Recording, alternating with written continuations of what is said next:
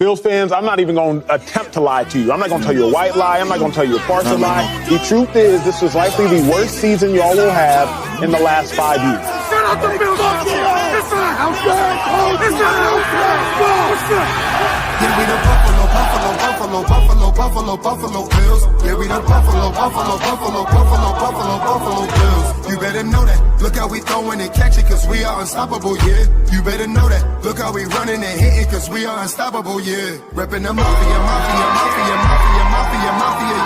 Reppin' the mafia, Bills, mafia, yeah. You better know that. Look how we throwing and catching, cause we are unstoppable, yeah. You better know that. Look how we running and hitting, cause we are unstoppable, yeah. Homie, now listen, everyone play their position. Buffalo got a tradition. They say we trippin', they better get out our way. Top of the table, we flippin', we on a mission. Got an unstoppable team, continue to follow your dream by any means. Buffalo, get in the Super Bowl ring. Cause we the Buffalo Bills. Yeah, we the Buffalo Bills. You better know that. Look how we throwing and catching, cause we are unstoppable, yeah. You better know that. Look how we running and hitting, cause we are unstoppable, yeah. Reppin' the mafia, yeah. Reppin' the mafia, Bills, mafia, yeah. You better know that. Look how we throwing and catching, cause we are unstoppable, yeah. You better know that. Look how we running and hitting, cause we are unstoppable, yeah. Mafia up in your city, time to get gritty. Screaming and yelling, we bugging. Look at the red and blue. This is an MVP year for Josh Allen. As an MVP voter, I said this last week. Josh Allen, he looks like an MVP. When you vote for MVP, and I can speak for myself, I think I'm one of 50 voters, you look at a couple things. Who's the best team in football? Who's the best player on that team in football? What do they look like as the best player on that team in football? And how much talent is around that best player on that best team in football? Cause we the Buffalo Bills. Yeah, we the Buffalo. And good evening. Welcome to a special edition of the Coast to Coast podcast. I am your co-host Beyond 716. We want to thank everyone for joining us. As always, we always appreciate you. If you're out there, you know what we're going to talk about tonight. The NFL schedule release 2025. We'll also get into some rookie mini camp discussions. We'll get into a former Bill signing with another team and a little live update as this long disgruntled Nick fan of 40 something years. Just one thing you got to know tonight: never underestimate the heart of a champion. And our great co host wearing that champion shirt tonight, Whittle 2K. How are you, sir? Good, man. I'm good.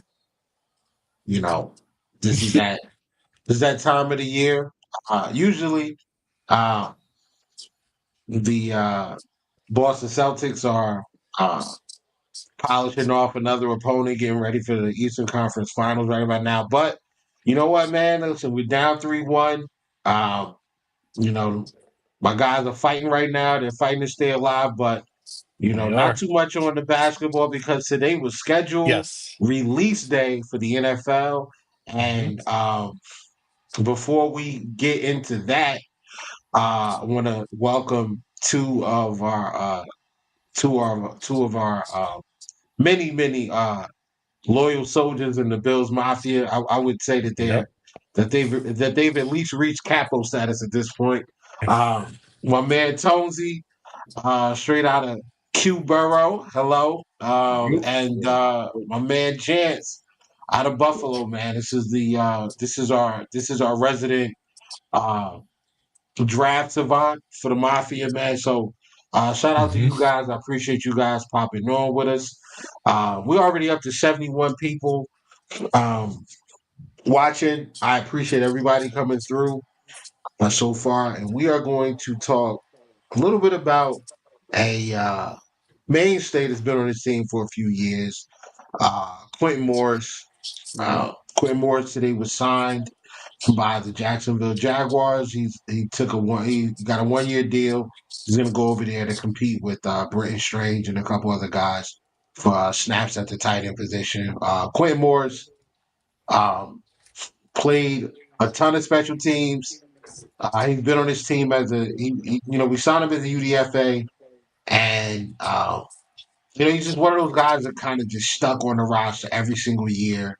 Never really produced offensively.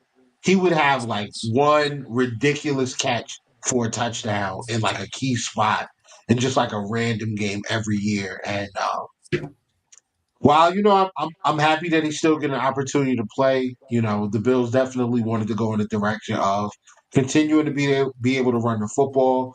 When they drafted the kid out of Georgia Tech, the tight end Jackson Hawes, I knew that was the end for Quentin Morris. Hawes has been looked at as like the best blocking tight end in the draft this year. So the Bills are clearly headed in the direction of we are going to run the football. We're going to stay in 12. We're going to stay in 13. We're going to out physical team. So I appreciate them being consistent. Anybody want to say some final words on the career of Quentin Morris in Buffalo? Or is it just like, all right, bro, thanks for everything. Keep it pushing. Yeah, peace out. Peace out. Yeah, my highlight of Wow. Quentin Morris, my highlight of Quentin Morris was meeting his whole family at the Bills Charger game in SoFi. All of a sudden, I see Okay. all these Quentin Morris jerseys. I'm like, wait a minute, that's got to be family. How many Quentin Morris fans are there out there? They were super nice. So, Well, listen, we I know of wish them. one. I wish. Oh, we do. We all do, and I can see it already on all of your faces. We know who that is, but we do wish Quentin well. But yeah, it was time. So I'm glad he found an opportunity, and that's really all I could say about it. Yeah, I'll be a little more Yeah. sentimental. I'm gonna miss him. He felt like one of those guys, a good locker room guy, a guy that they kept around for a good reason. And you need guys like that. But as we all know, we're in the era of dogs. We're in the era of bad guys. That's how you got to win a Super Bowl. So he's a casualty of war. I wish him the best. Shout out to Jacksonville for taking off scraps. Mitch Morse, Gabe Davis, and now, Quentin Morris. I guess that's where careers go to kind of finish. So shout out to the Jacks. Yep, I always remember his catch against the Giants, that touchdown, Yep. the great pass by Josh. That was a heck of a play. And listen, the guy's He got playing hurt for on a that long- play too. Oh, you're right, he did. He got injured on that play. Oh man. He played a ton of special teams for us, man. I mean, Mhm. people say like the thing about Quentin Morris was he was he was a receiver in college, so they just kind of like pushed him into the tight end spot. He never really was an inline blocking guy. He just was a utility guy that just kind of met Quentin Morris catching the snow game. Yeah, yeah, Yep. man. I mean, yeah, like he's one of those guys that people are just gonna say, 10 years from now, you're gonna look back and say, man, you remember that game where Quentin Morris had that big catch? And Yep. that's gonna be like one of those throwback names that people, Yep. bring up. Yep. 20 years from now, Quentin Morris. That's a question my son's gonna ask some random person that says he's a Bills fan. He's gonna say, yeah, you know who Quentin Morris is? And the guy's gonna be like, no, and then my son's gonna call him a casual, and then we're gonna move on. It's So gonna yeah, be it's gonna be a random space in the middle of July in 2027, and Quentin Morrison's name's gonna pop right up. absolutely, absolutely. But man, so what's been happening? Obviously today was the schedule release for the NFL. I mean, we kind of knew what it was already. Like there have been leaks pretty much all day, and then there were some leaks yesterday as well. Um, and but before we get into that, there have been some. The rookies have reported. This is a big year. We had a lot of draft picks come in that we expect a lot out of. So so far, we've listened to the reports from guys like Style and um, some the local news stations and things like that talk a little bit about the Buffalo Bills rookies. And then we also heard the rookie speak as well. You had Maxwell Harrison talking about how, it felt the first time he put the jersey on and getting out there with the guys and how him and Dorian Strong already built a relationship. So those guys are kind of leaning on each other, watching what each other does in practice and trying to, build off of that. And that's good because you want that chemistry. It's good that these guys know each other. It's good that these guys are getting the opportunity to um, get drafted at the same time, at the same position. So, I mean, for me, when I joined the military, in basic training, we were all kind of learning. So sometimes it's my turn to get up there and make mistakes, and for the other guys that are watching to learn.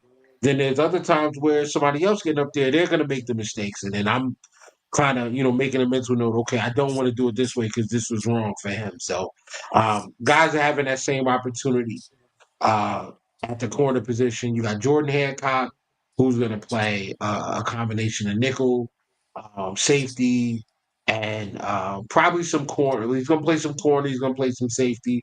And then you got Dorian Strong and Maxwell Harrison. So they're going to be able to pick each other's brain.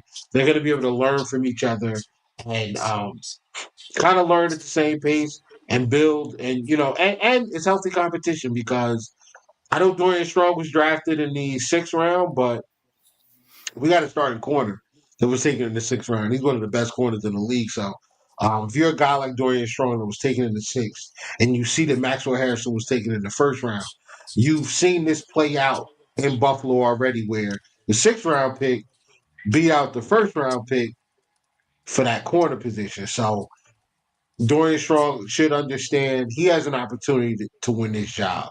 And Maxwell Harrison also has to look at that and say, I don't want to be the next 1st round pick to lose his spot to a guy taken on day 3. So let me make sure I do what I need to do. Iron sharpens iron.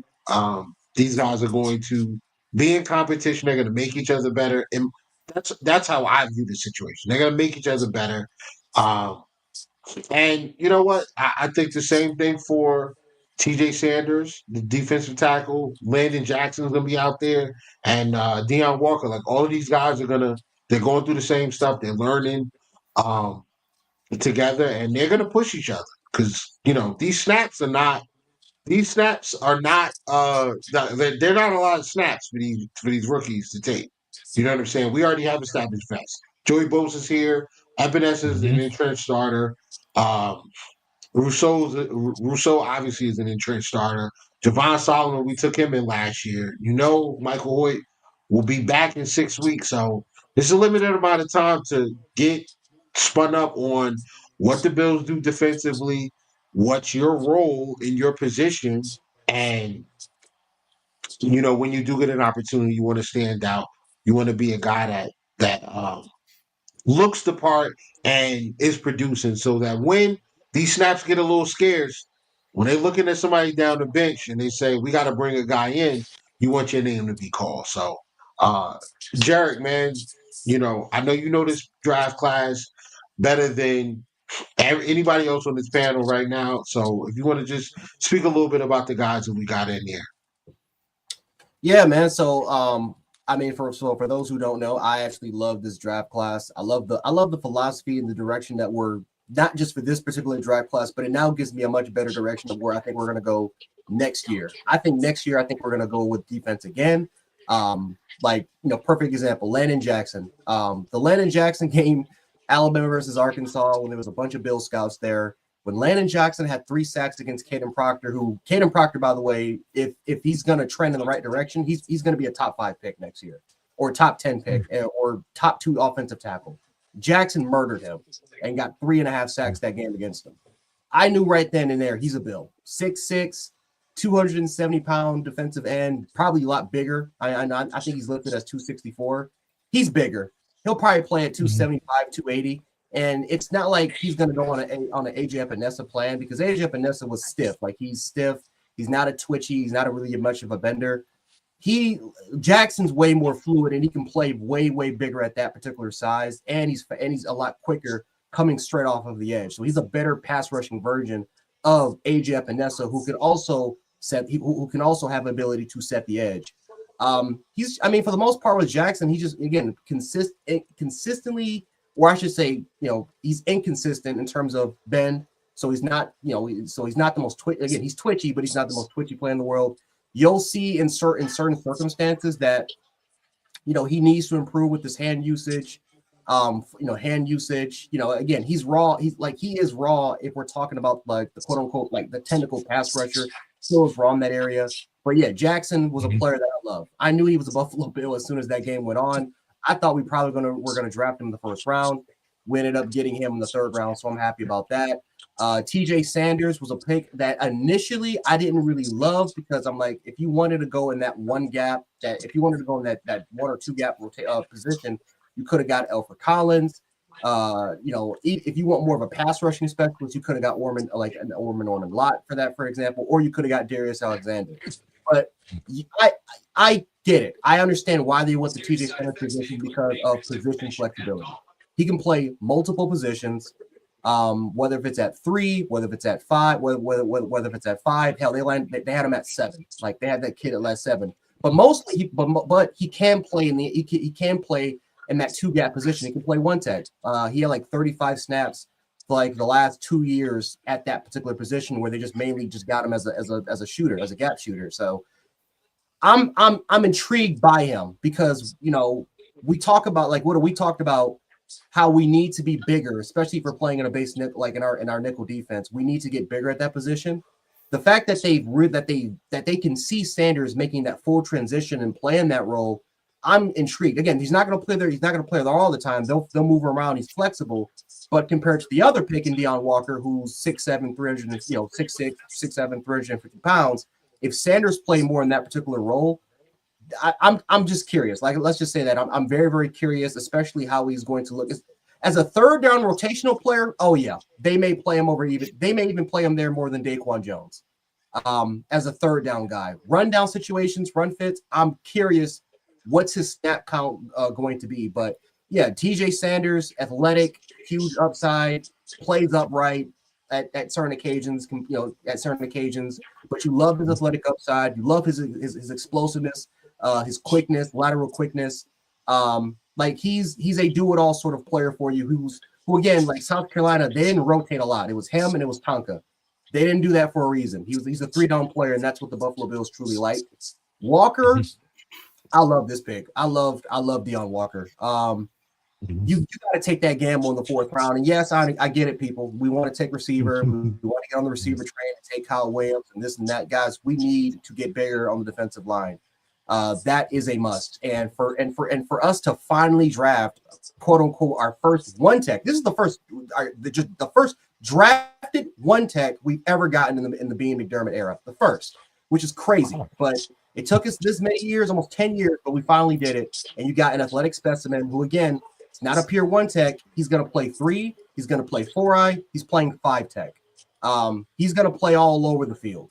But you're hoping that he can develop into potentially more as that 2-gap player, but a fluid guy, a guy with pretty much some of the most crazy fluid technical movement I've ever seen from a defensive tackle at that particular size. There's a reason why a lot of his teammates and a lot of his college football peers that played against him said that, bro, this is one of the craziest athletes they ever see, because he's doing fake hezzy spins at 5 tech against Walker Parks at Clemson. Like, the dude is pretty much he's a natural athlete, which is insane to me.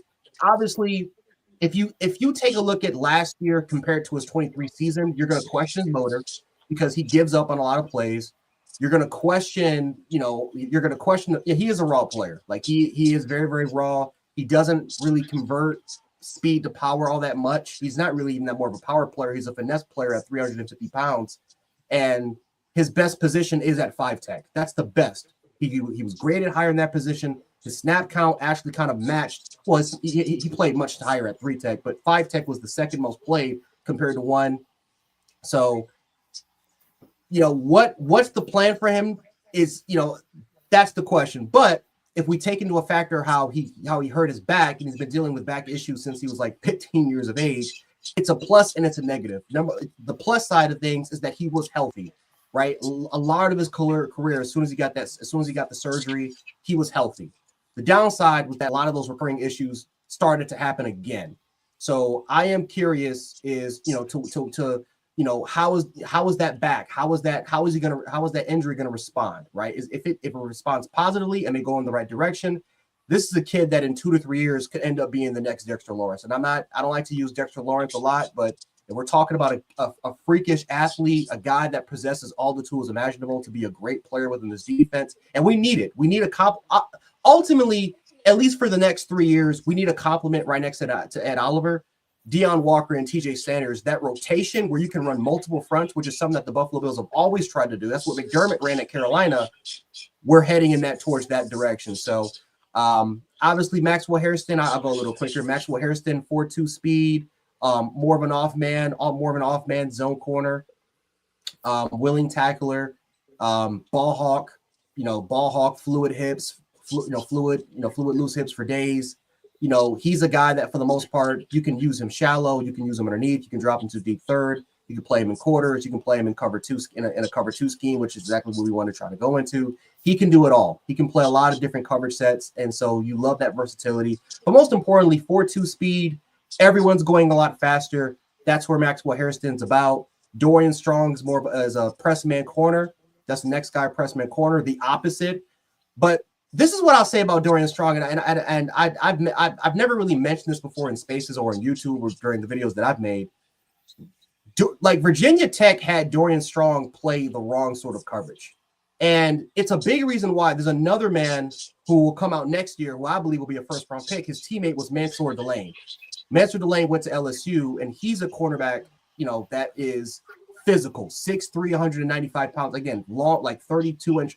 I'm telling you, like you'll hear more about him next year. When he transferred, and they gave an interview, and they asked, okay, why? You were this highly touted player who was a first-round pick. Why did your play kind of regress throughout the year? And he said, well, everyone's play regressed within the secondary because they had a lot of us playing the wrong defensive coverage yet. They had us playing a lot of zone when a lot of us are just man. Like a lot of us are built to play man coverage. We didn't really play that a lot compared to what they did the year prior. And so when I take a look at Dorian Strong into why his play regressed, they played him in a lot of off man and zone, which that's not what he is. He's a physical, hands-on corner. That is, he can play the run very, very well. He can play off man, he can do zone, but that's not what you want him to do.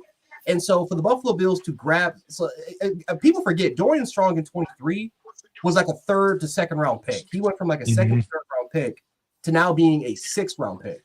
And a big reason why, and it wasn't just him, with a lot of those dudes, their stock fell, was because it was simply the wrong coverage sets that they simply played at Virginia Tech. That's why Delane transferred to LSU, and that's why he's with one of the best secondary coaches of all time over there at LSU over there, where he's going to play a lot of man-to-man coverage, a lot of physicality, a lot of press man. I'm telling you, what the name Mansour Delane, watch out for it. The dude's going to be, I think he's going to be a first-round pick. But Dorian Strong's stock, we probably would have never even had the chance to grab him if they would have played the exact same defense they did in 23. But because they were hard-headed, I don't understand they had those changes. They wanted to try something different. It didn't work, and Dorian Strong is now in our laps. But they brought him in here for a reason.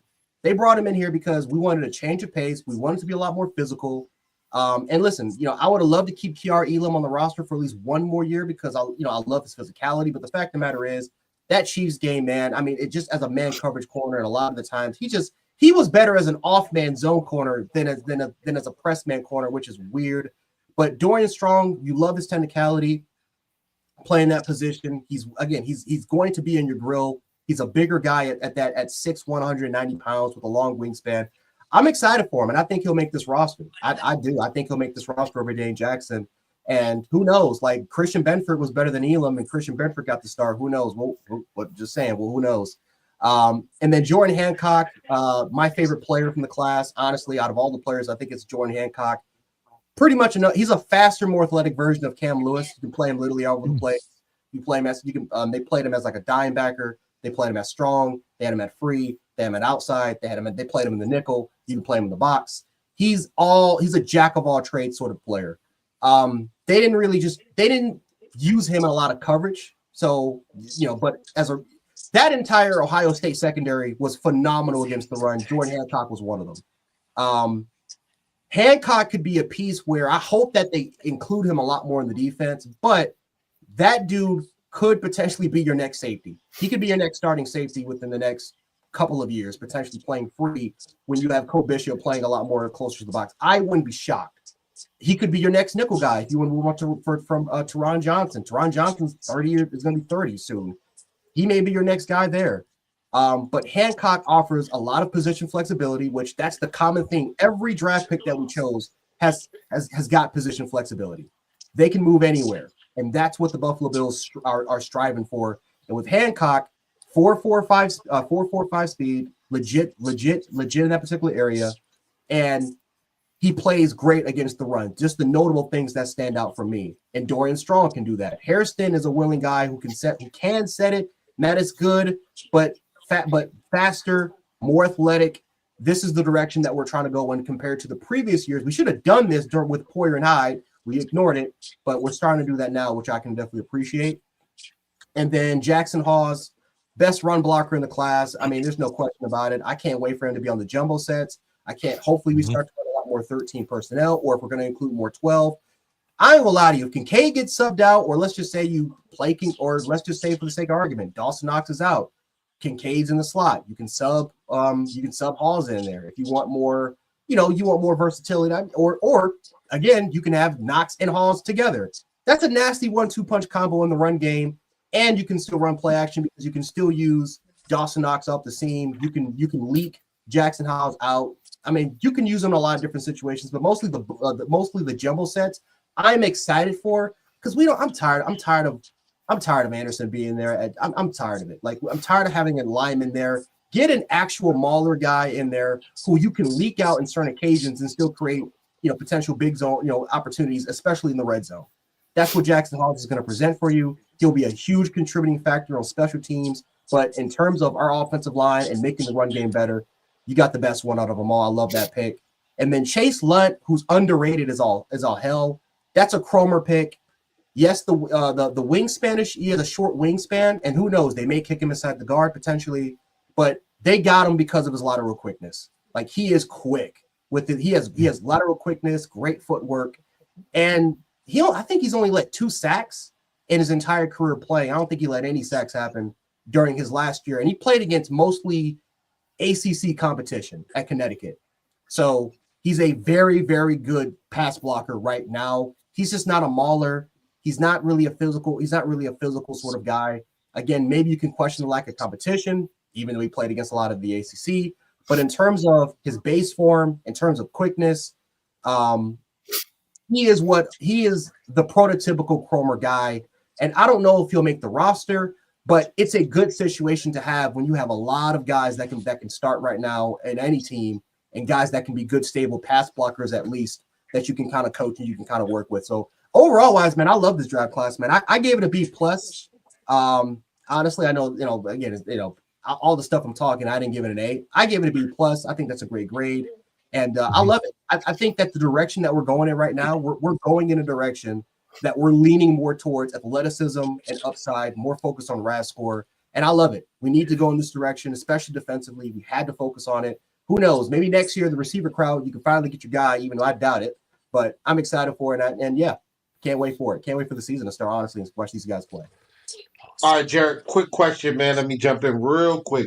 I know right now, we double dipped at corner, actually triple dipped with Hancock, but you and I both, I think we all kind of agree that Hancock was brought in to really end up, I think he's going to end up being the Micah Hyde replacement. I think it's going to be him and Bishop. That's your safety tandem going into the future.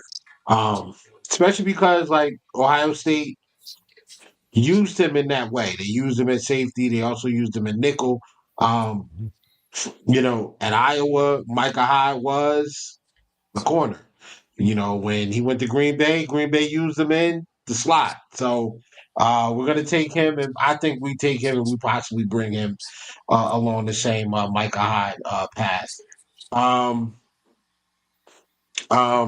Sorry, yeah, let me turn this game off, man. So let me ask you this, though, Jared. Do you see a situation or a scenario where Hancock moves to safety now? Strong, would you be comfortable with Strong as the nickel? Because I think Hairston, that recovery speed, you want that on the outside. Yeah. But I think Strong, being as physical as he is, as adept as he is at man coverage, and as good as he is at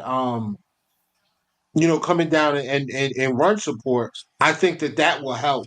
Not only that, but if you look at the top 10 receivers in the NFL, or you know what, let's not even say top 10. Let's just go with, you guys can just start naming guys off. Justin Jefferson, 20 to 30% of his snaps are in the slot.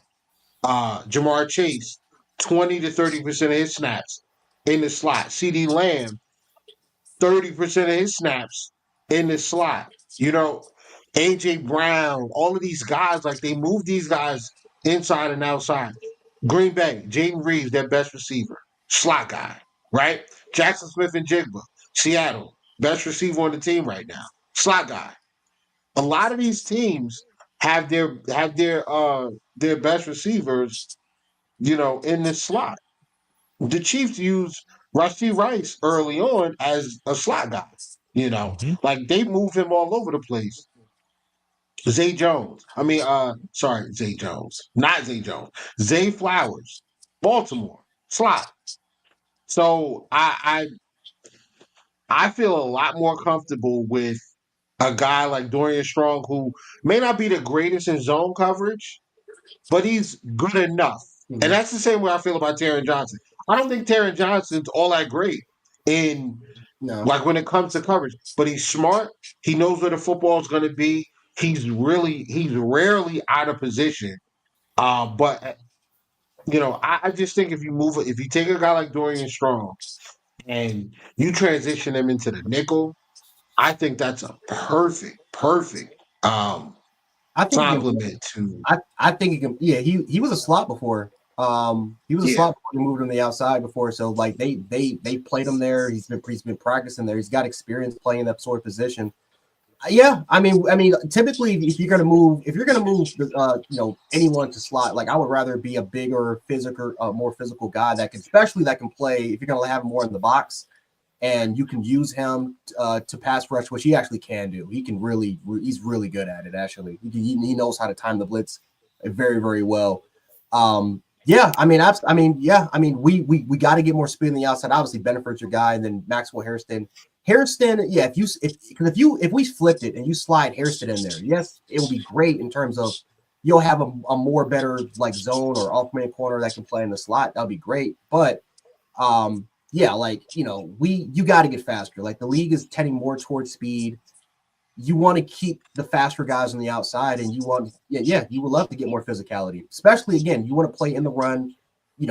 One of the things that we just were not really good at was open space tackling. We just were not really that good at it, and so to get guys that are that are really, really good tacklers, just in case we stay in nickel and let's just say, you can have someone in Dorian Strong who can kind of, if Maxwell Hairston struggles to kind of help set the edge, you can get a guy in Strong or even Johnson, I think he'll do, that will kind of make up for it and still be contributors in the run game. So, yeah, if they want to try Strong at nickel, I wouldn't be surprised at all, especially let's just say if we run dime sets and you can have Hairston, you can have Dorian Strong, you can have Hancock on the field. Like there's a lot more stuff you can do besides just having Taylor Rapp or Cole Bishop. You're forced to kind of play in a position that they're not comfortable in playing. I also like that when you talk about potentially playing dime, I wouldn't be surprised if they put three safeties on the field and Hancock being the third safety. Yeah. You can throw him and Cole Bishop. Him and Rat as your deep safeties, and you can bring Bishop down as a dime corner, and you really can play with six defensive backs and still not give up a ton in the run because you have physical guys that can come downhill and tackle. At the rate that the NFL is going, like Cole Bishop's not that much smaller than your linebackers in Buffalo. Like Cole Bishop 6'2", 200 and some change. That's pretty much what our linebackers are. 6'2". I think Bernard's like at 230 right now. Milano's like around 220, 225. So not much bigger. Cole Bishop's not much smaller than those guys. So based on what we do in Buffalo, I think it makes a lot of sense. Now, I want to get to some of these comments. We're going to pay some bills, and then we're going to get directly into the schedule, and we're going to talk. We're going to talk some primetime games, some of the big games, some of the rivalry games, and then we'll do some record predictions. So the first one comes from Sierra. Guys, how do you feel about the Bosa signing? And what do you think he'll do this year? I'll go on that. I don't fully understand it still because the guy has a track record of not being healthy. I know when he's on the field, he's able to produce and help out, in different ways of form, which is why he was sought after by the Niners as well. But I just feel like, when we signed, we have Hoyt, although he's gone for 6 games, but, you had Solomon developing. You draft a guy like a Landon Jackson, you got Groot, you got AJ. I just feel like maybe that money could have been better allocated elsewhere. But he's going to be here what he's here for. That's going to be the pass rush, or he's going to have a couple, be here for a couple downs, or maybe a 1-down guy, a 3rd and long guy, a 4th and long guy. So it's going to be interesting to see how they work him in. And if he can stay healthy, I mean, it's a different story. But I'm going off the track record of what he's shown us his entire career, and you just can't stay on the field like that. So, Beyond, Yeah, I sort of the one thing I'm okay with is 1 year. When I first heard we were getting Joey Bosa, I was concerned if it's a multiple year contract. That's just something the Bills shouldn't get involved with. But he's played 5 games in 22, 9 games in 23, and he did play 14 last year, but he only had 5 sacks, so his production's been a little bit down. And he's had some injuries as well. So, I mean, realistically, if we could get 8 to 10 sacks out of him, and that would be great.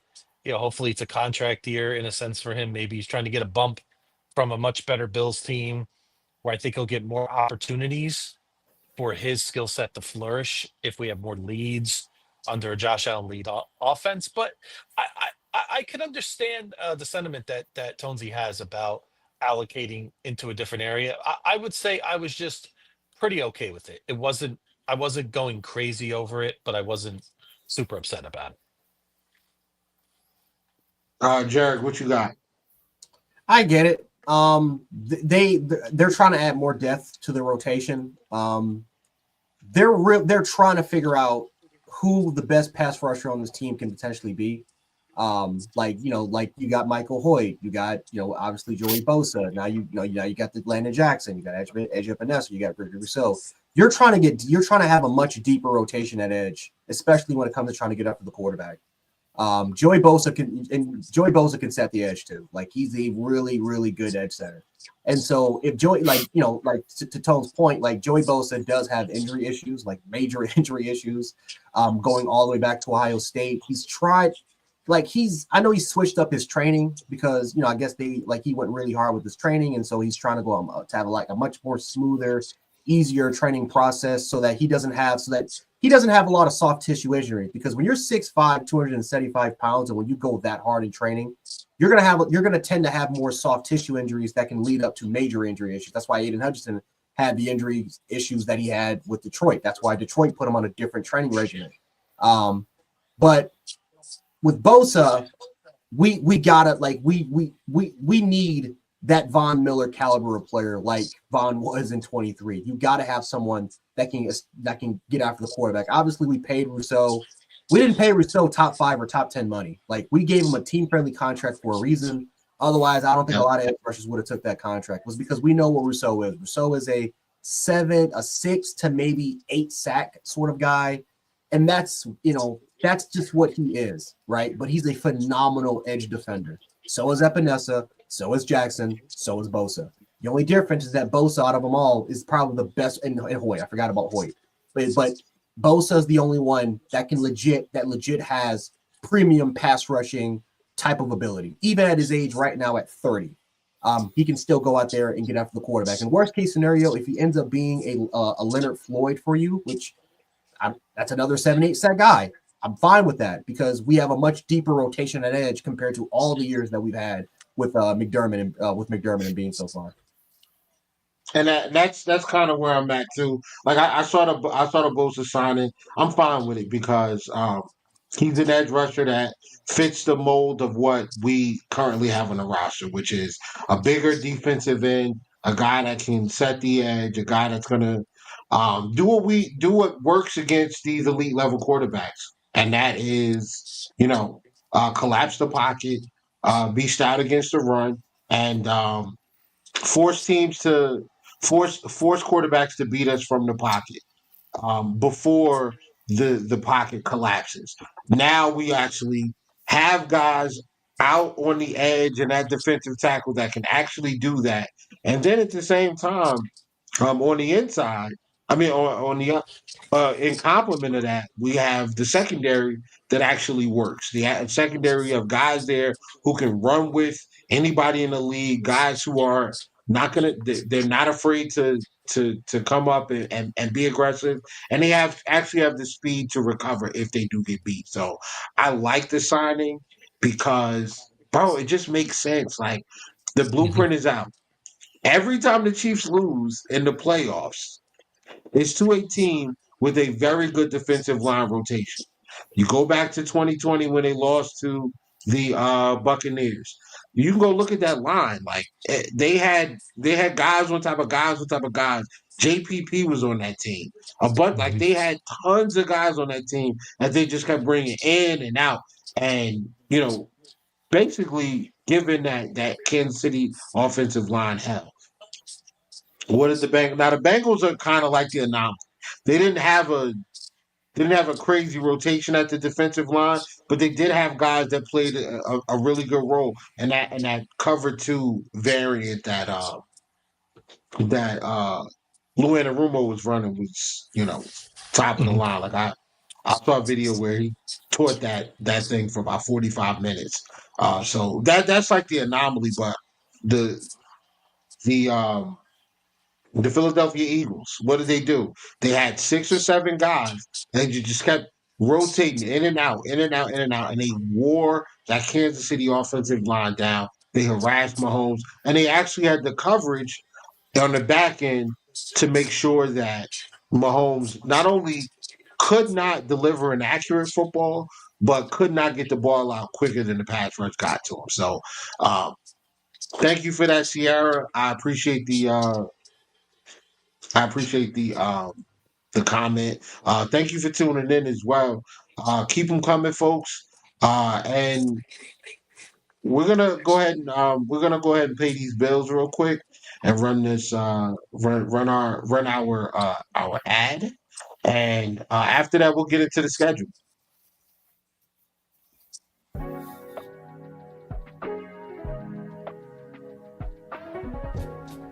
For the best Italian food in Western New York, Elliott Apollo's, call 716-825-3675. The Lardon Construction Group. Fubo TV, the official streaming service of Do Champions. FanDuel, the official sportsbook of Do Champions. For all your summertime needs, beauty pools, as well as kayak pools. CX Chronicles, your total customer solutions focused manager. W.GG, the official energy drink of Do Champions. Hey, Sons of Erie, our artwork looks better on your walls. Hamburg Brewing, please visit our tap room on Boston State Road, Hamburg, New York. And finally, Fat Boy Surf Club for all your surfing needs.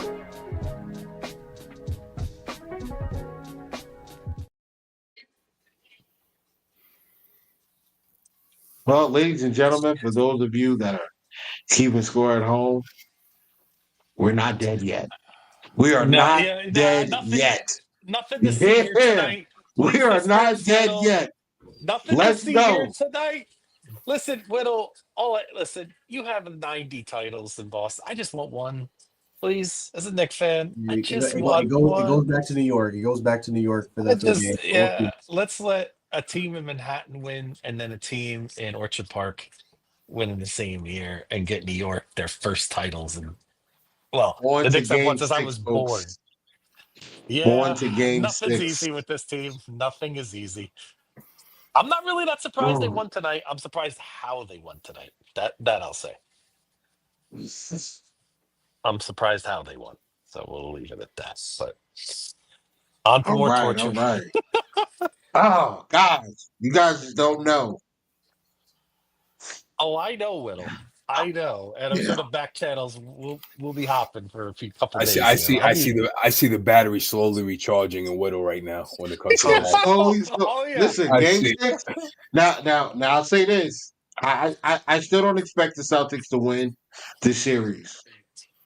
But the Celtics win game 6.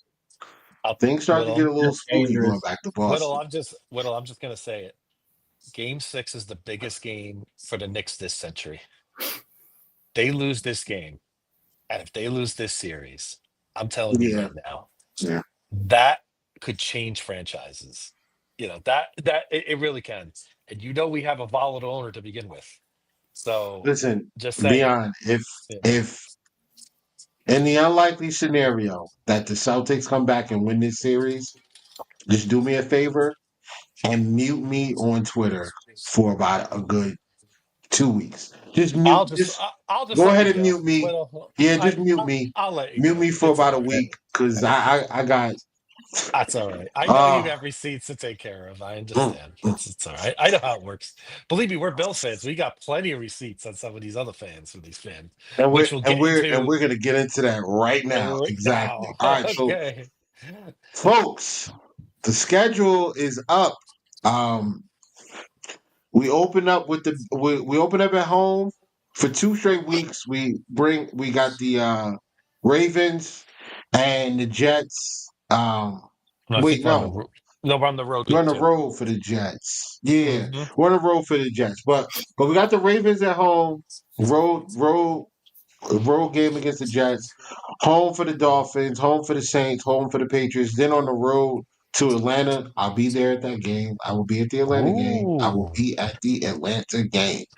I'm also going to be at the game in MetLife, and I'm going to try to get there for the season opener. I don't know if I'll be able to get a ticket, but I'll definitely be I'll definitely be in Buffalo. I'll definitely be at the tailgates. I don't know if I'll be able to secure a ticket, but maybe I can, maybe I won't. Bye week is week 7. Not too crazy about that. On the road for the Panthers, Chiefs at home, road Dolphins. Home Bucks. That might be a game I might go to as well. Me too. Road Texans. Road Steelers. I'm gonna make it my business to be at that game. And home for the Bengals. I will be at that game for sure. I am not missing that one. Road Patriots, road Browns, home for the Eagles. I might go to that one. I got a homeboy that's a Eagles fan, so I'm gonna hit him up and see what he says, see what he wants to do. And then Jets at home. That's the last regular season game at the Ralph. So yeah, I'll be there for that. I'll be there for that game. Like I said, that I expect that to be a sold out game. So I don't know if I'll be able to get a ticket, but definitely be out there. So, Bills fans, come out there and say hi, man. Guys, panel. Week 1, Ravens. How we feeling about that? I'm expecting. So I'm assuming we're gonna break down the whole season, but I don't know how to feel about the Ravens game. I'll come out and say that because it feels like the reverse of what happens with us and the Chiefs, where we beat the Chiefs in the regular season, but we smack. We lose in the playoffs. We lose to the Ravens in the regular season, we smack them in the playoffs. Mm-hmm. So it's kind of that same feeling. So that's the only reason why I don't know the outcome of this game. Although I do feel like they do know how to stop that offense, how to stop Derrick Henry, how to stop Lamar Jackson. And I think drafting a guy like Harrison allows you to be able to be more in the box because he has that recovery speed, if anything, to catch up with a guy like Bateman and anybody else. So Harrison allows your whatever you call it, be more forgiving on your secondary, as opposed to if you had an Elam or another stiff corner on the other side of Benford. So, right now, I call it like a 3-point game. You know, it's always a close game. So I think either way, I don't have a win or loss for that. So I'm just gonna say a 3-point game either way. We already got a record prediction, folks. Johnny, what's good, my boy? Johnny, What's up, Johnny? is one of our Bills fans, our Bills Mafia members out here in Jersey. 13-4 is his record prediction. Bills will become AFC's chance for the 6th time this upcoming season. 6 times in a row. In a row. Let's make Yep. sure you put that in there. Johnny, let me know what. Listen, the regular season is cool, and I agree with you. I think that the Bills will win the AFC East, but Johnny, where do you think this team can end up, man? Like, I want to know what your prediction is for the playoffs, because that's all we really care about now, right? I mean, the regular season's fun, it's cool, but we know at the end of 17 games, the Buffalo Bills are going to be in the playoffs, right? So, Well, go ahead, Beyond. tell you one thing. If we win that first game, and again, this is only the regular season, think about the rest of that gauntlet before Kansas City. Dare I say 7-0 going into the Chiefs game is very possible. And I'm not being arrogant about it. Just all right, at the Jets could always be tricky, division games on the road, or we know how some weird voodoo at Jet Life or MetLife happens. We've been there for that, right? But if you look at the rest of the schedule, I mean, at Atlanta could be a little tricky. That's a better team than people give them credit for, right? But I love the beginning of our schedule. We could stack a lot of wins early. Uh, I absolutely, the thing about the schedule I hate the most, I hate the placement of the Eagle game. I cannot stand it. Next to last game of the year, December 28th. That could be nothing for one team or both teams or not. The weather, I just felt like that was a classic November game, 425. That could be a Super Bowl preview. It's very possible.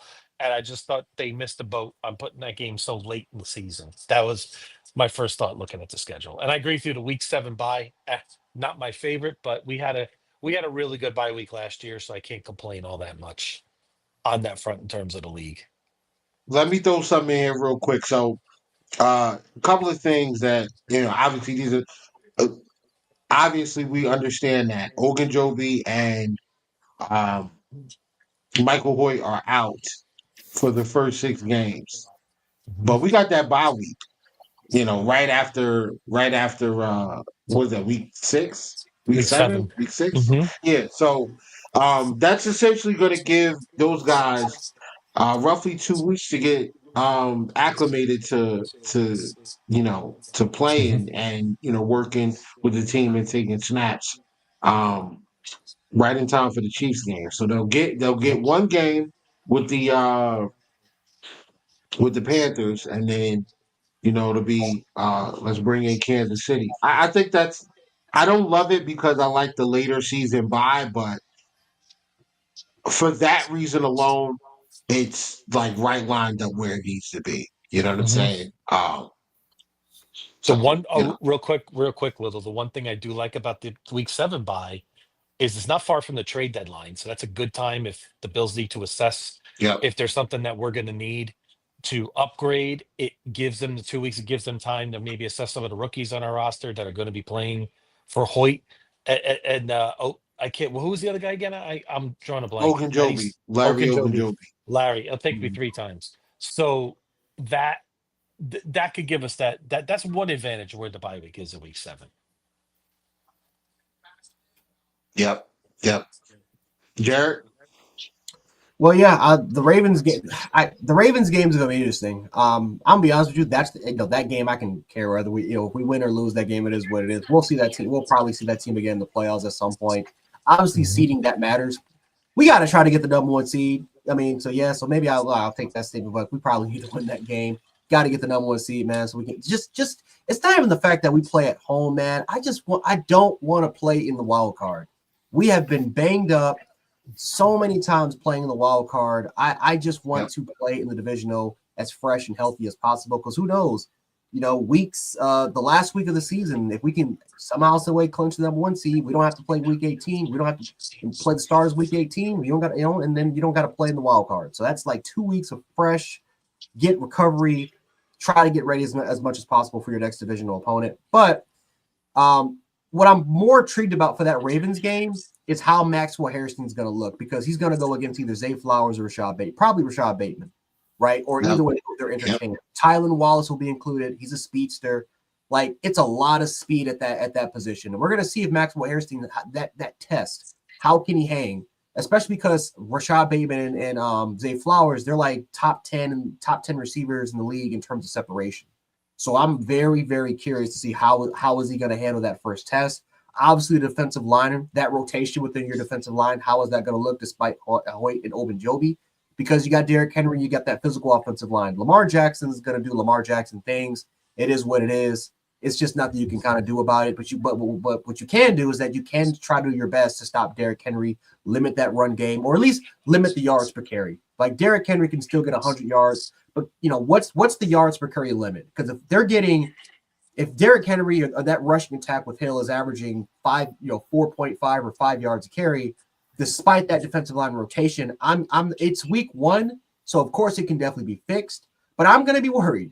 I'm going to be worried because we just spent an entire offseason trying to address that particular aspect, and we're still getting ran through like that with 4.5 yards per carry. So that will kind of worry me a little bit there.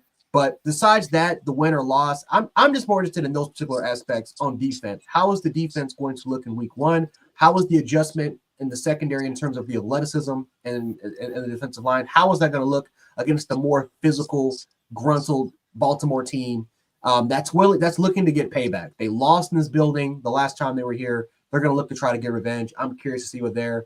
And then the Falcons game, the Falcons game and the Dolphins game. These are 3 games that are definitely going to intrigue me, because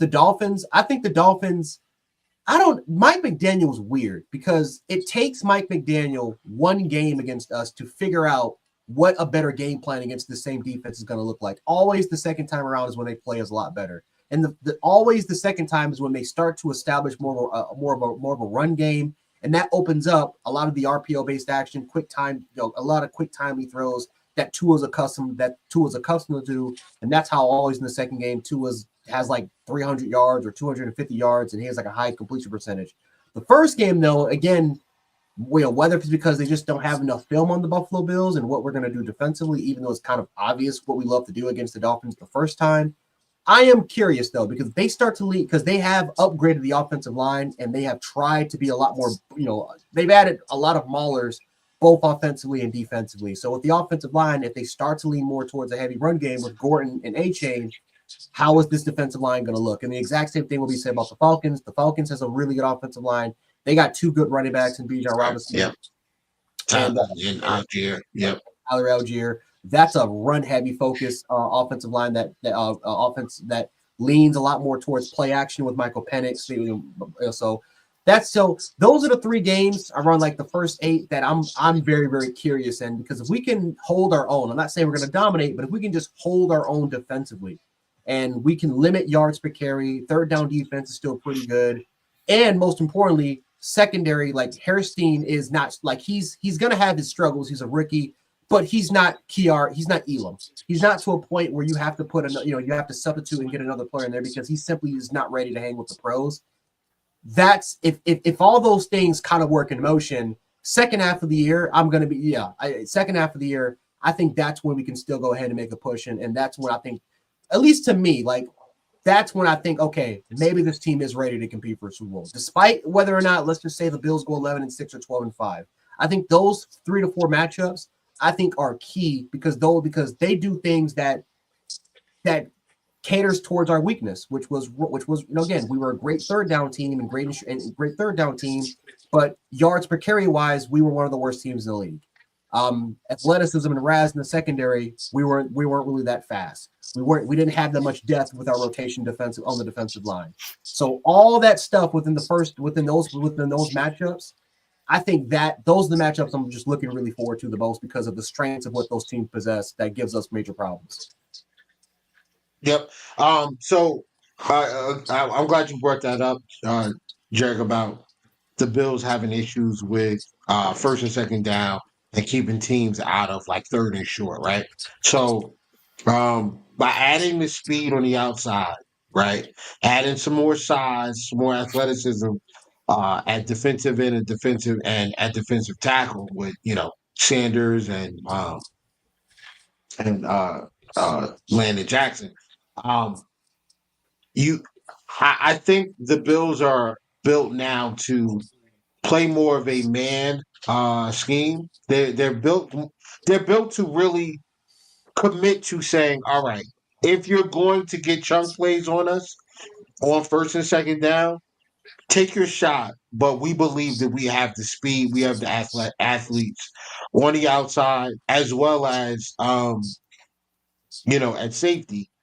We have the athletes at corner and safety to negate that, right? So we're gonna commit 6 guys to the box, and if you can run on that, you can run on it. If you can't, you're gonna have to throw the football. And we think we have the athletes to take that away, or at least make it way more difficult. So I love that about this team. I think going into this game against the Ravens, um, the Bills have to treat this game as a must win because of the seeding implications at the end of the year. There are certain teams that I do not believe the Bills that are on this schedule that the Bills have the luxury of losing to. Those are divisional opponents, the Chiefs, the Ravens. I'm not too worried about NFC teams. Well, I want to beat the Philadelphia Eagles because that's one team that Josh hasn't beaten yet. I think it might actually be the last team that Josh hasn't beaten, but um, that's it. Like those are the games that I think the Bills have to really key in on is the division games because obviously you want to win the division. The Ravens and the Chiefs and I guess the Eagles because of implications. Even Houston's another team that while I don't know if Houston's ready to compete for the 1 seed, they're still a playoff team. You still want to have that tiebreaker. You still want to be able to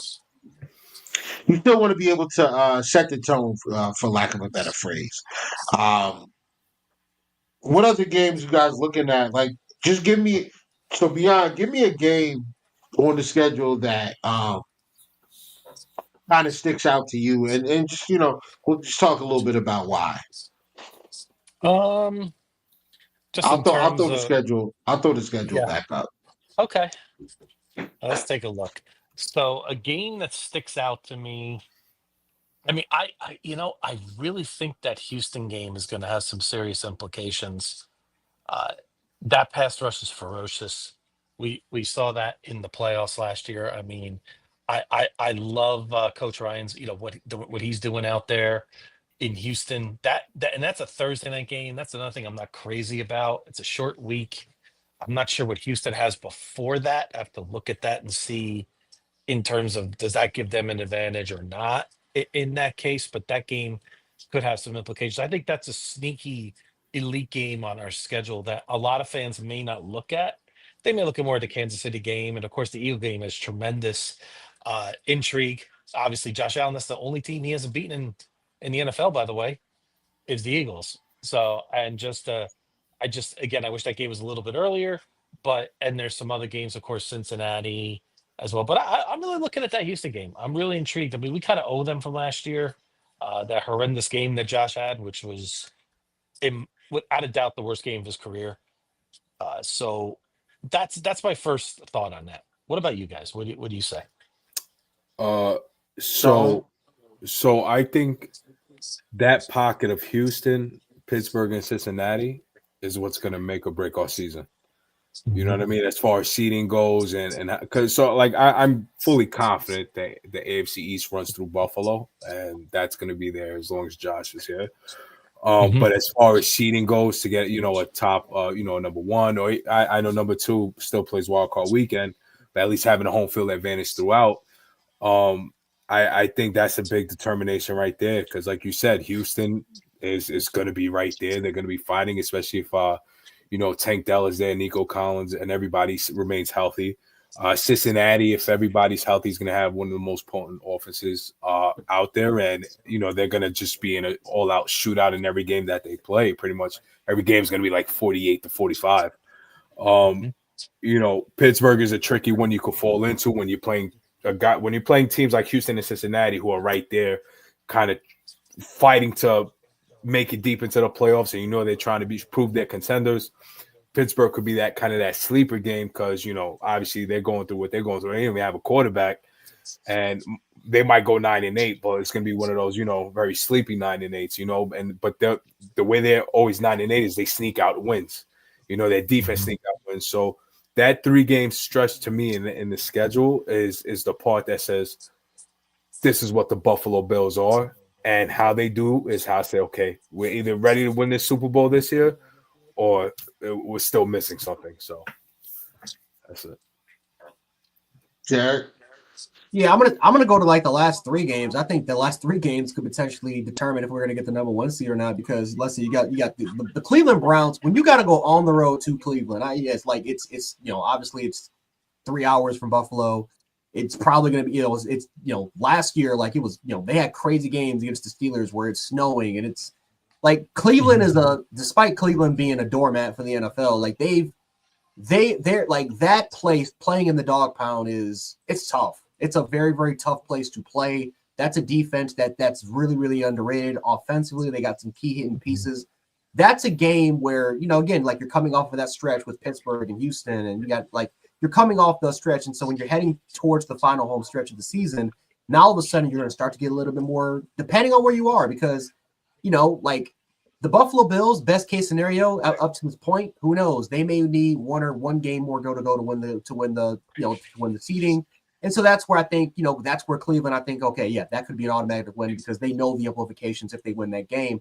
However, I think that, typically at this point, most teams have like at least a couple of conference losses by this point. And so I think Kansas City went through crazy luck. I don't think they're going to go through that again.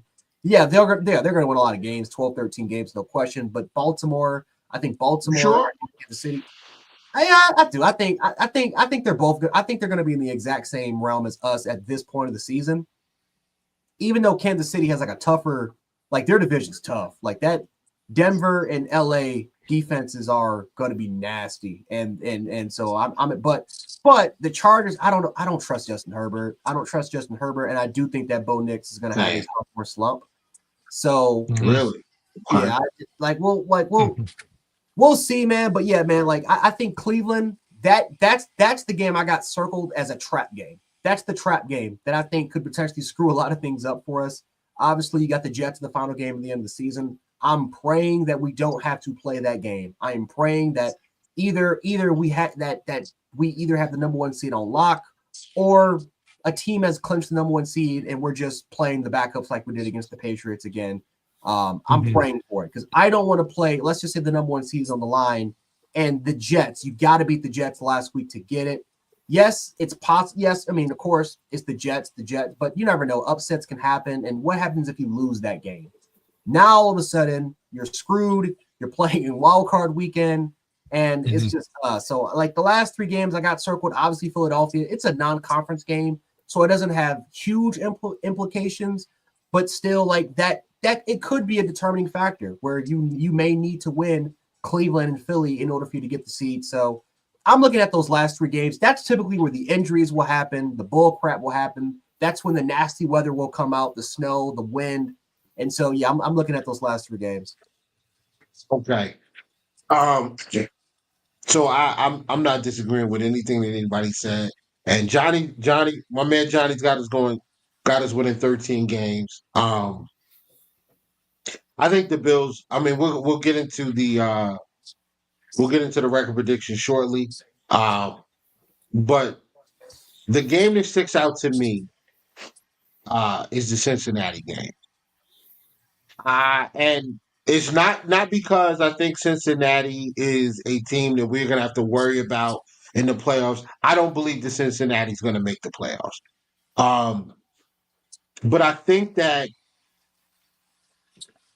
that is a game that you need to win if you're Buffalo, because the Bills have gone through this entire facelift of a roster to go from the Brian Daboll motion orbit, four wide receiver, high flying, throw the ball down the field offense that scored a lot of points and was really soft and couldn't run the football all that effectively outside of Josh Allen, to a real, heavy personnel, hand the football off, ball control, take our shots when they're available. Like we really went from a finesse team to now they're trying to be more of a,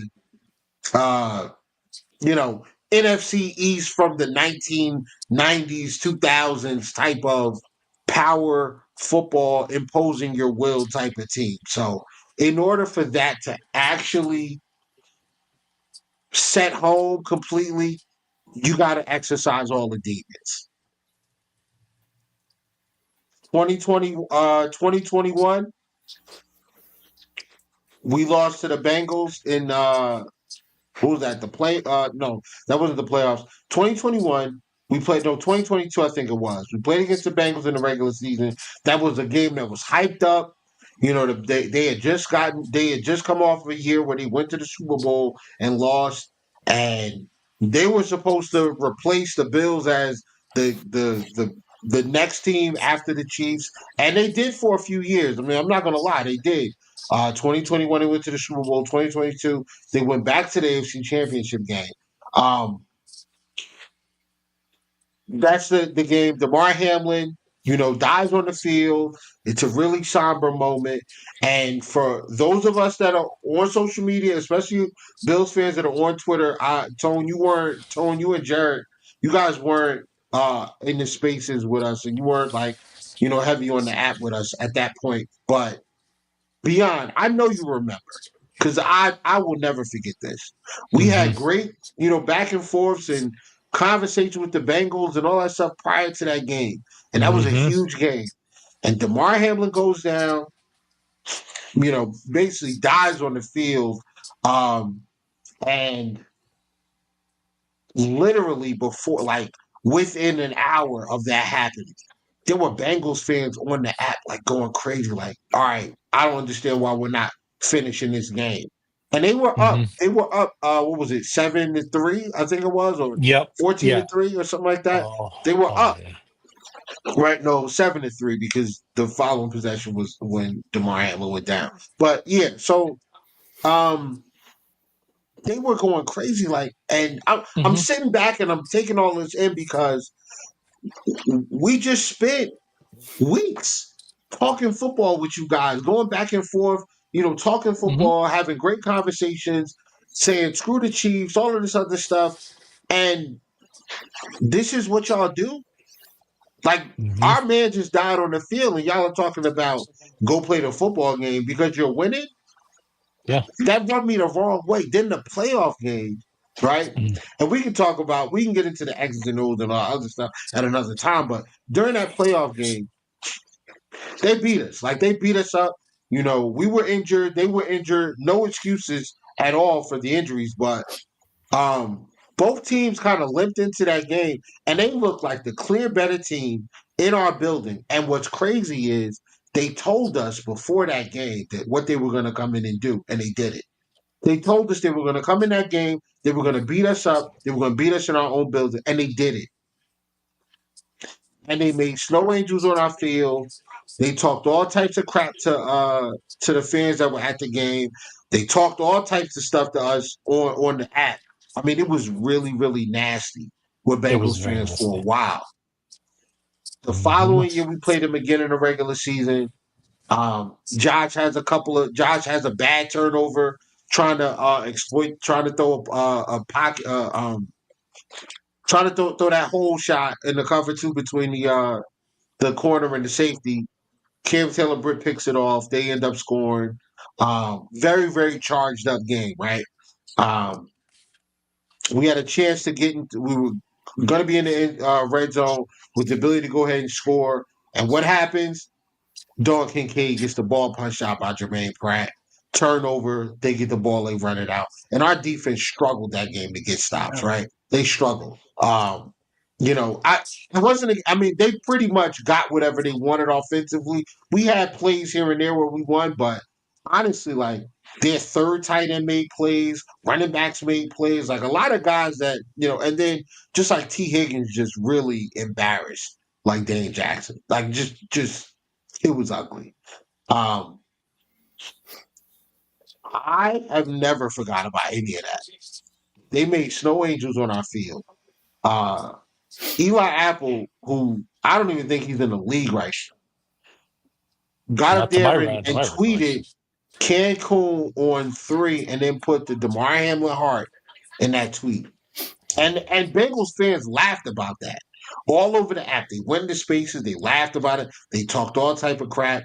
I've never forgotten about that. And I know the Bills I know Bills fans haven't, and I know that the Bills players haven't. We are not that team anymore. We are not the 4 wide on 3rd and 4, run 4 verticals down the field and somebody get open. We're not that team.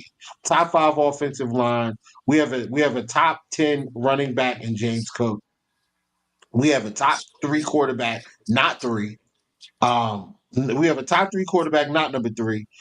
We have a top 3 offense, not the number 3 offense. And I believe that this defense actually has the talent, actually has the athletes to get back to the point where we were a top 3, top 5 defense every single year. And I think this year is the year that the Buffalo Bills defense performance from the regular season carries over into the postseason. You got to win that. That's that game that I have circled, because that is the game that tells me the old Buffalo Bills from the first half of Josh's career is done. And this current roster, this current style of play, which to me makes more sense because it mirrors more of the city. Like Buffalo's a hardworking city.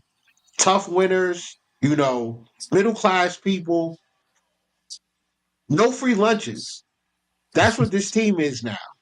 So go get your respect back because the Bengals don't respect us. Let's go get it back. Go and bring them in the building, beat them. They're going to be on the bubble at that point for sure. Give them a loss so that they're outside looking in and scraping and clawing to try to come back into the playoff picture and play. That's the game you got to win. That is the game you got to win. I am so charged up for that game. I'll be there. I might show up Thursday for that Sunday night game. I might show up Thursday for that one because that is a game I think the Buffalo Bills have to win. They have to get that monkey off their backs. They have to. Snow Angels in our building, bro. Cancun on 3. DeMar Hamlin, it's too much bad blood there. You got to win that game. You got to win that game. No question. And, listen, since he's gotten the best of us the last 3 games, I mean, really 2. I don't count the last 2 times. I mean, I'm counting it, though. They count that game. They count it. They count it. Yeah. And they hang that game. They hang it every interaction you go, or like when there's trash talk between the 2 fan bases. It's always they bring it up. They bring up the past results, and it's like, bro, that's 3 years ago, but that's what they like. The Bengals they're the Jets. The Bengals are the Jets. When the Jets beat us the first time, even though we beat them the second time, they will always bring up the first time that they beat us every single time, no matter what the year. The Dolphins were the exact same scenario back in 22. It's just like the Bengals have taken, the fans have kind of taken this to another level. I agree with Woodle. We got to win that game. That's a game I'm definitely going to be going to as well. We have to win that game. It is bad blood. It's literally bad relationships, bad personal relationship between players on that particular team, from our side to theirs. That's a game that's going to be nasty. It's going to be a nasty game, and especially because that could be a game that could literally kick Cincinnati out of the playoffs.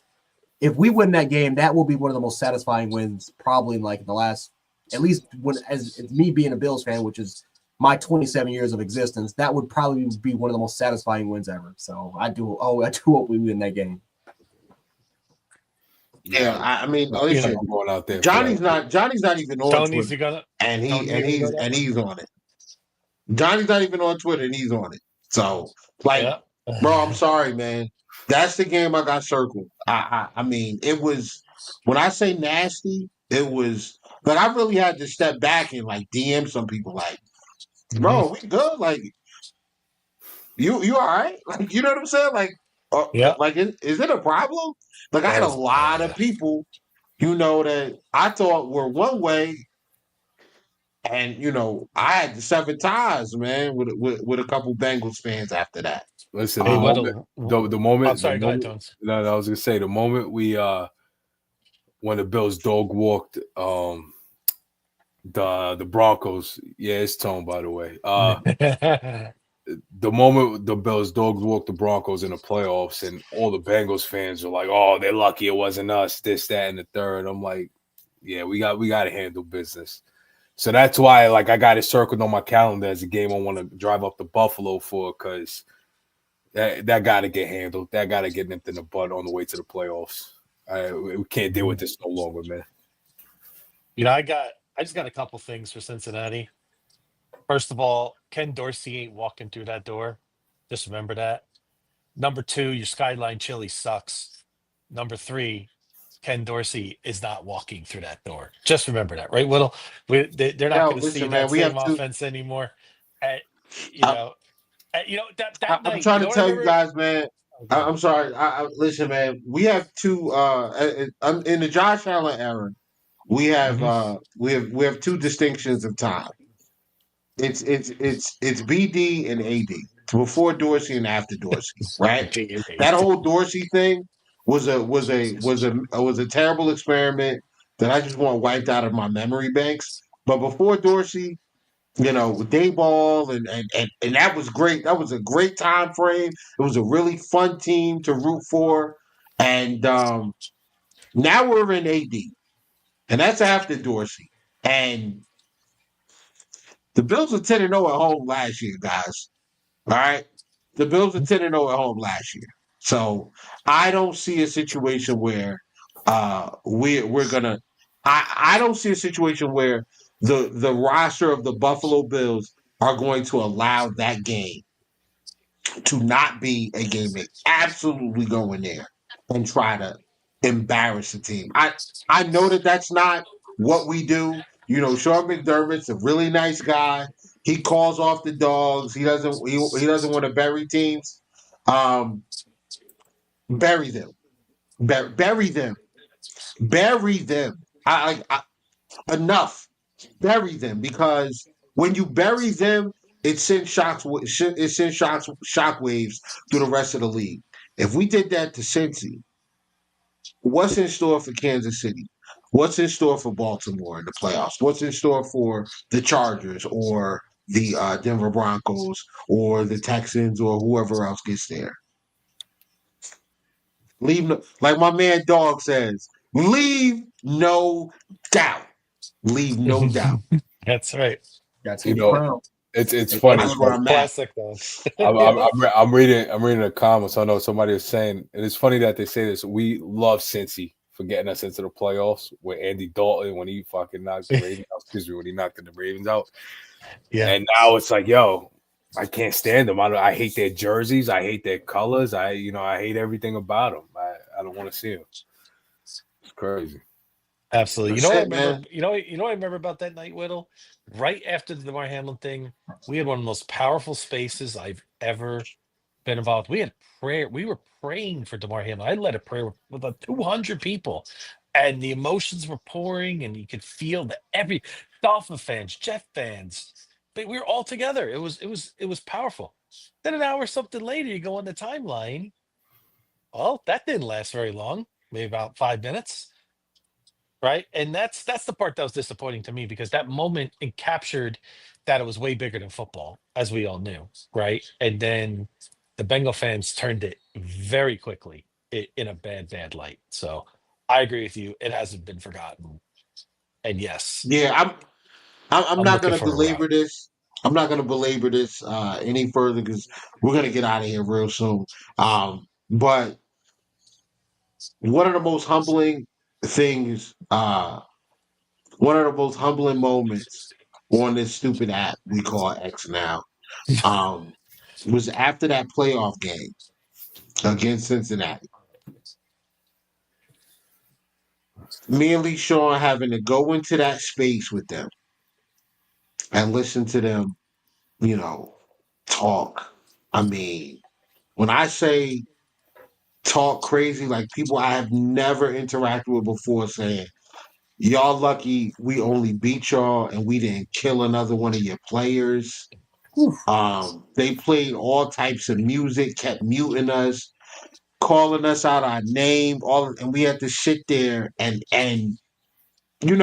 like men, you know what I'm saying? You put yourself out there and say, yo, if we beat you, you know what time it is. So, when you dish it, you got to be able to take it. And we sat there and we took it. I will never forget that. Never, never, never. Just like we did with the Jets, man. Like the Jets did that when they beat us in that Monday night game. That's why every time we get a chance to dunk on the Jets, I dunk on them.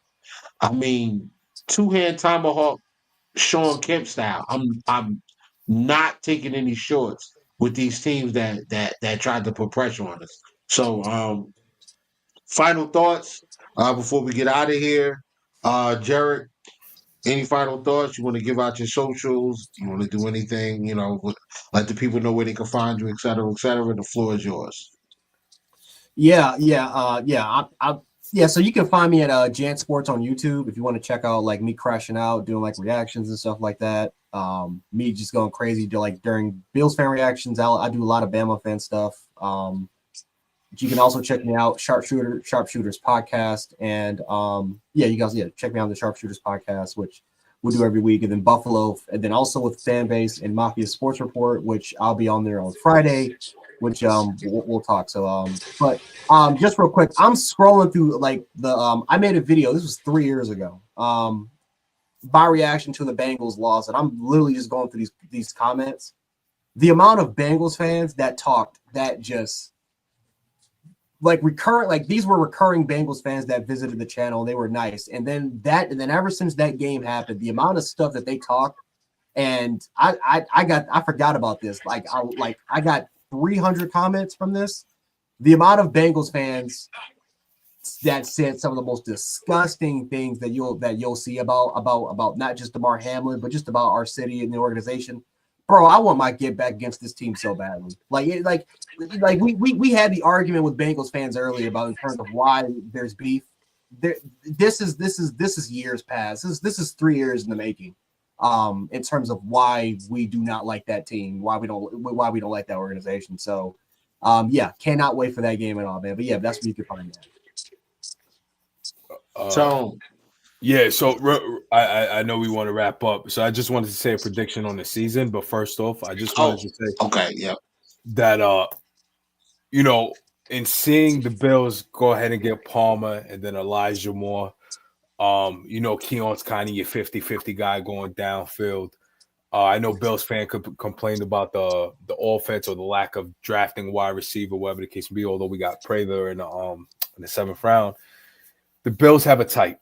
And the reason why I feel like we'll see a lot more jumbo, whether that be Alec Anderson as a 6'0 lineman and Hawes next to him and Knox as kind of your leak out guy, and then you could have packages as well where you see Shakir on one side and maybe Elijah Moore or Palmer on the other side, kind of similar because you got guys that could get yak and or twitchy and could get beat you on the short routes, the intermediate routes, as opposed to the long routes on earlier downs. There's a lot of interesting things that this offense can do with what they added. And we saw in the playoffs where there was plays with Shakir where he was lined up as an up back while they were in the pistol, where we could see stuff that's similar to that. Maybe that's more Kincaid this time and it's not a run, but Kincaid leaks out, or maybe it's Hawes that lines up in a position like that.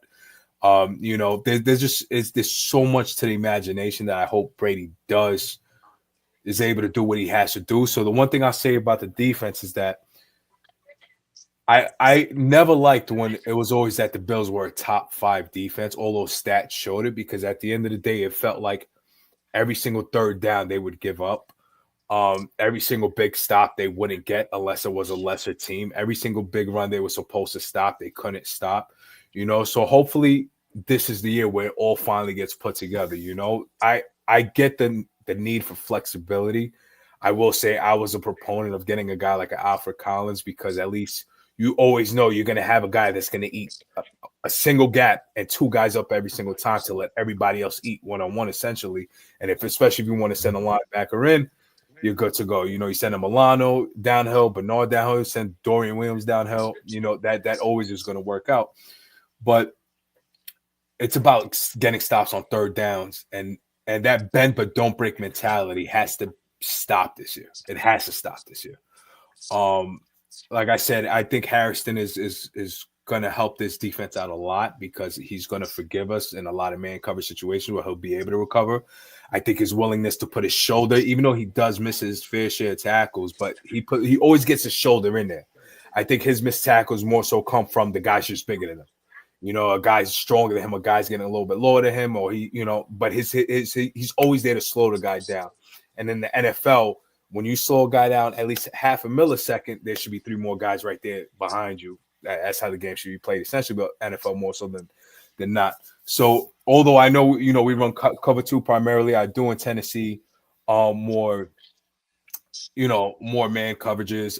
Also, if we do run the dime package, that's something that will allow Dion Walker to move around. He'll play a little zero tech because you could also rock with 3 down linemen, with the 6 DB. So, that'll be interesting how they use that. Maybe they switch into that a little bit more on third downs, depending on how his back is doing. I know the back injury stuff kind of bothers me, and I hope he's more to form in 2023 than he is 2024. But needless to say, my record prediction for this year. So I have a couple wild takes that I'm going to put this on wax now because I've said it in spaces, but I feel like, I just want to make sure my name is tied to these. So I got the Bills going 13-4. There's a possibility for 14-3. I think my one caveat is the Ravens game.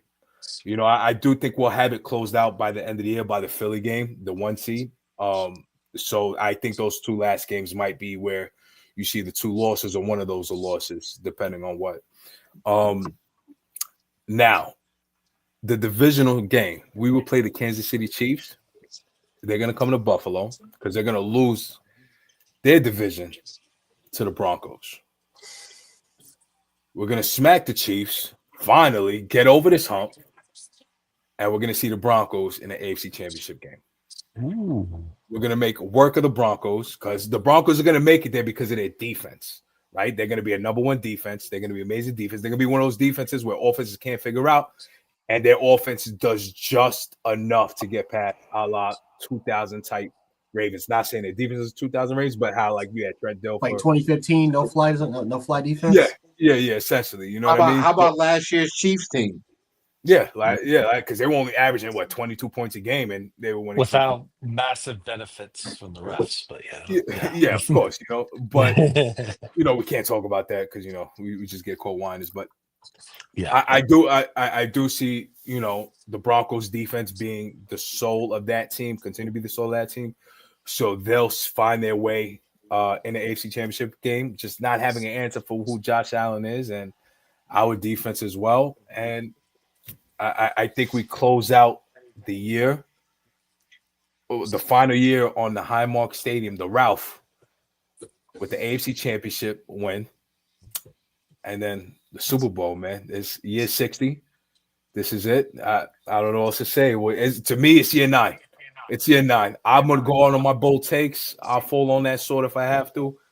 It's boom or bust now for me. It's Super Bowl or bust. There is nothing. They did everything we wanted them to do this offseason with the draft. They made their additions they felt they need necessary on defense. Offense, we scored 30 points a game last year. I do believe that turnover ratio will continue because of a Sean McDermott-led defense because it's pretty much a plug-and-play system. So you have more talent this year than you had in years past. So that plug-and-play system with elevated athletes is just going to make it that much more fluid. You know what I mean? So this is it. That's it for me, boys. All right, Beyond. Let me get your. We're gonna do the record predictions. What's your record prediction, Beyond? I'll make it short and sweet. I got 13-4. I was thinking 12-5, but I think we're going to do better. And I'll just echo a lot of what Tony said. And we talked about this last week. I've been a fan of this team for over 40 years. I've never. We've had teams in the past where we've had better high end players. Kelly, Thomas, Reed, Bruce Smith. I mean, these are all Hall of Fame players we're talking, right? But we have never had a deeper roster than we have right now. Quarterback aside, which is crazy. That's the only position where we're not that deep. But everywhere else, we're stacked. I can't think of anywhere in this team where maybe there's like 3 or 4 guys that we identify that we can't really afford to lose. But there's a lot of guys like if we lose the defensive end, I'm like, okay, I'm good. Like we have plenty of depth. I love our draft as Jance went so great into and got me fired up after that. I was ready to go get the season started. I'm ready to rock. So I think this is the year we make it. I think this is the year we get over the hump. I think this is the year we get the 1 seed. I think this has all been building to this moment. It's extremely hard to get to Super Bowl. And I think a lot of us fans sometimes lose sight of that and we pass it around too easily. And in this conference, again, we've talked about a lot in this show, Whittle. Bills have the second highest winning percentage in sports since 2019. Kansas City's number 1, folks. What are we talking about? We've lost to them by 12 points in 3 total games in the last 3 playoff games. We are this close, folks. This close. We get over Kansas City like the Red Sox did with the Yankees. If you guys are baseball fans, the psychological warfare that was for Boston when they finally got over the Yankees, they became a power franchise. And I think we could do the same. And this is the year we finally knock it down. And once they do that, I think this franchise is going to go to even higher heights from there. And we're winning it all. I'm putting it out there right now, but I'm not afraid to say it. I'm not afraid to wait. And I don't know who we're going to play in the Super Bowl. I hope it's not the Eagles because they scare me, but it's hard to repeat. But I'm going to say maybe Detroit. Maybe we get that Buffalo-Detroit Super Bowl that a lot of people wanted last year. Real quick before the next one, we have to slay the demon besides the Chiefs and the NFC East as well.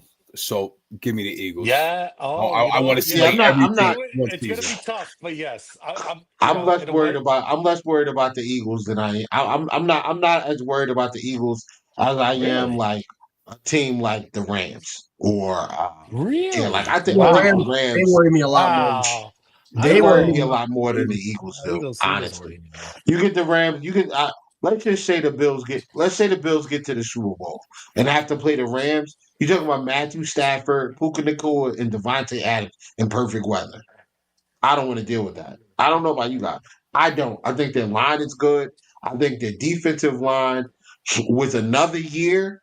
I mean, we could talk about this forever. So I'm going to stay on subject, but the Rams to me are the scariest team in the NFC. The scariest. But go ahead, Jared. Your record prediction. I'm going to say 13-4. I think we're probably going to get the number 2 seed probably again this year. I don't know who's going to get it. Could be Baltimore. Could be Kansas City. It's going to be one of those 2 teams that I think could snag it. I think we'll probably get the number 2 seed. Do we get to the Super Bowl? I don't know. But I do think we'll get to the AFC Conference Championship game. Obviously, the division opponent, you're going to play either Baltimore or Kansas City. It's going to be one of those 2 teams. It sucks that, but it is what it is. But we're gonna have to go through that gauntlet. But yeah, I would say 13-4 and number 2 seed. Okay. So yeah, I'm gonna go 13-4 as well. I agree with you, Jared. I think we end up getting a 2 seed, and I think if we go 14-3, we're the 1 seed. But if we go 13-4, that one game being the game against the Ravens, Week 1, that's the game I think comes back and bites us. I think we play. I think the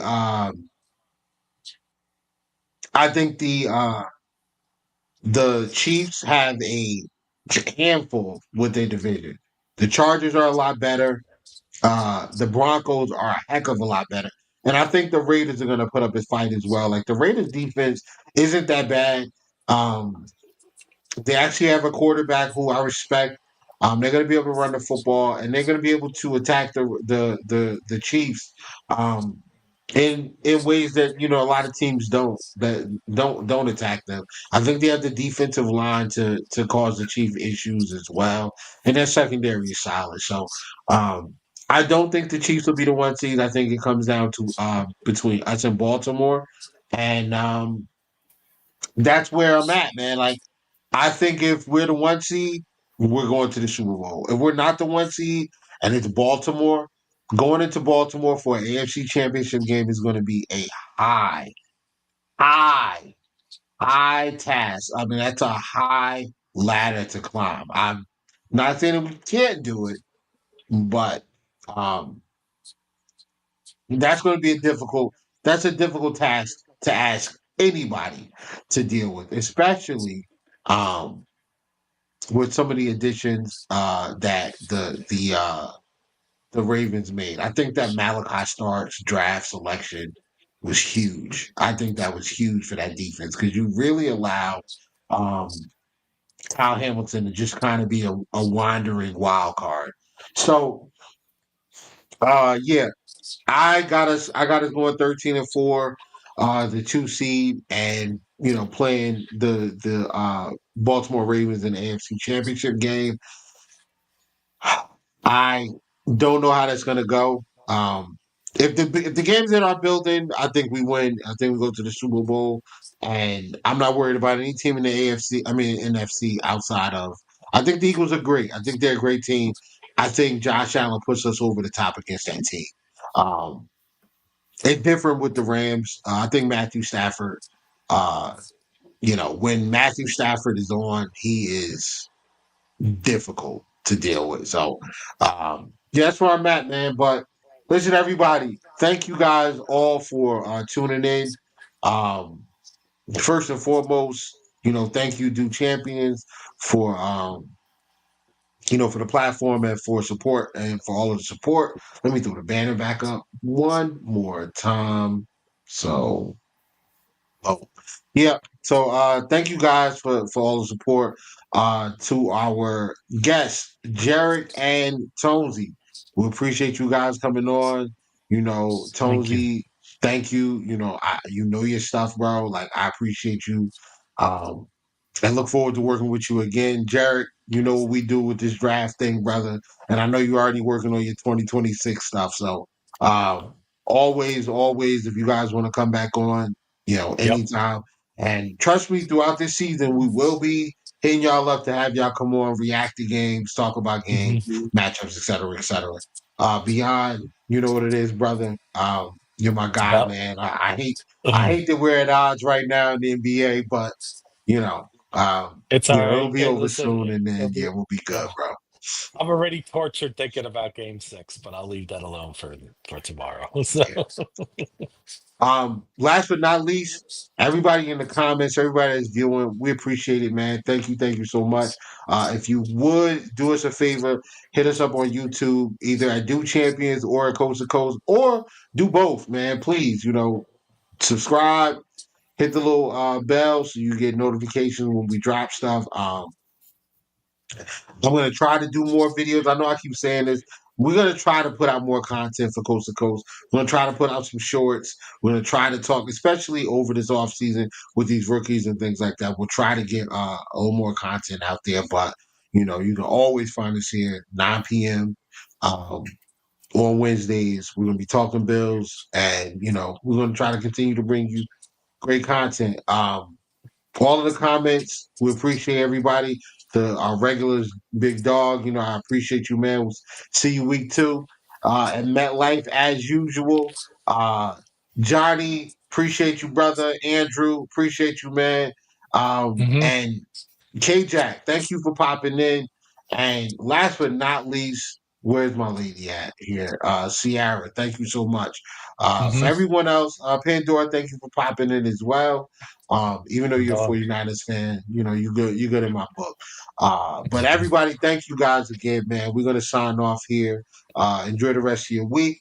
And as Bills news pops up, you know, tap in with Do Champions. We're gonna have somebody talking about something, and it's gonna be Bills related. Good to be seen, guys. Have a good night. Go Bills. Go Bills. Go Bills.